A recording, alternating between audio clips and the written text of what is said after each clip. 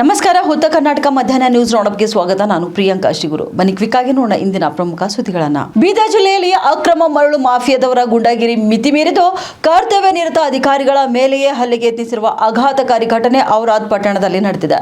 ಮರಳು ಸಾಗಾಣಿಕೆಯ ಲಾರಿಯನ್ನ ತಡೆದ ಅಧಿಕಾರಿಗಳಿಗೆ ಅವಾಚ್ಯ ಶಬ್ದಗಳಿಂದ ನಿಂದಿಸಿದ ಲಾರಿ ಮಾಲೀಕ ನನ್ನನ್ನ ತಡೆಯಲು ನಿಮ್ಮಲ್ಲಿ ದಮ್ ಇದೆಯಾ ಎಂದು ಸವಾಲು ಹಾಕಿ ದರ್ಪ ಮೆರೆದಿದ್ದಾನೆ. ಗಣಿ ಮತ್ತು ಭೂ ವಿಜ್ಞಾನ ಇಲಾಖೆ ಅಧಿಕಾರಿಗಳಾದ ವಿಶ್ವನಾಥ್ ಹಾಗೂ ಲೋಕೇಶ್ ಅವರು ಔರಾದ್ ಪಟ್ಟಣದ ಮುಖ್ಯ ರಸ್ತೆಯಲ್ಲಿ ನಿಯಮ ಬಾಹಿರವಾಗಿ ಮರಳು ಸಾಗಿಸುತ್ತಿದ್ದ ಲಾರಿಯನ್ನ ತಪಾಸಣೆಗಾಗಿ ತಡೆದಿದ್ದಾರೆ. ಈ ವೇಳೆ ಸ್ಥಳಕ್ಕೆ ಆಗಮಿಸಿದ ಲಾರಿ ಮಾಲೀಕ ಚಂದರ್ ಎಂಬಾತ ಅಧಿಕಾರಿಗಳ ಜೊತೆ ತಗಾದೆ ತೆಗೆದುಕೊಂಡು ಗಲಾಟೆ ಆರಂಭಿಸಿದ್ದಾನೆ. ಅಕ್ರಮವನ್ನ ಪ್ರಶ್ನಿಸಿದ ಅಧಿಕಾರಿಗಳನ್ನ ಏಕವಚನದಲ್ಲಿ ನಿಂದಿಸಿ ಅವರ ಮೇಲೆ ಹಲ್ಲೆಗೆ ಮುಂದಾಗಿದ್ದಾನೆ ಎಂದು ಆರೋಪ ಮಾಡಲಾಗಿದೆ.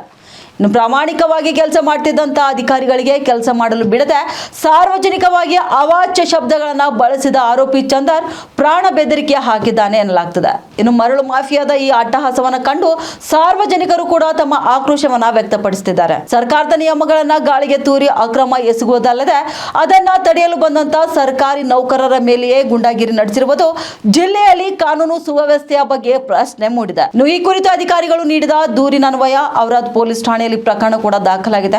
ಕರ್ತವ್ಯಕ್ಕೆ ಅಡ್ಡಿಪಡಿಸಿದ ಮತ್ತು ಹಲ್ಲೆಗೆ ಯತ್ನಿಸಿದ ಆರೋಪಿ ಚಂದರ್ ಎಂಬಾತನನ್ನ ಇದೀಗ ಪೊಲೀಸರು ಬಂಧಿಸಿದ್ದು ಹೆಚ್ಚಿನ ವಿಚಾರಣೆ ನಡೆಸುತ್ತಿದ್ದಾರೆ. ಮರಳು ಮಾಫಿಯಾದವರ ಈ ರೀತಿಯ ಉದ್ದಟತನಕ್ಕೆ ಬ್ರೇಕ್ ಹಾಕಬೇಕು ಎಂದು ಸಾರ್ವಜನಿಕರು ಕೂಡ ಆಗ್ರಹಿಸಿದ್ದಾರೆ.